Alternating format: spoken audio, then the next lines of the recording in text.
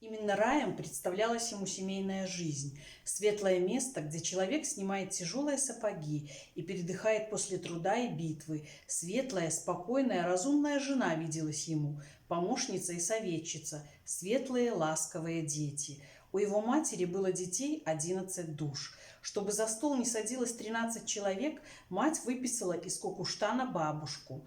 Бабушке не хотелось уезжать из Кукуштана, но она пожалела дочку. 13 душ за столом каждодневно ни на что не похоже, и переехала в Блины. Было хлопотливо и весело. Когда лепили пельмени, от них некуда было деваться. Пельмени лежали на столах и лавках, и на кроватях, и на подоконниках. Мешки с пельменями висели в сенях на морозе. Молоко к столу подавалось в ведре, шаньги на блюде величиной с колесо. Вот такой дом и представлялся Евдокиму. Он строил его и украшал. Он нес в этот дом заработанный хлеб и гостинцы. Детские головки окружали большой стол. Приветливая женщина господствовала у большой печи.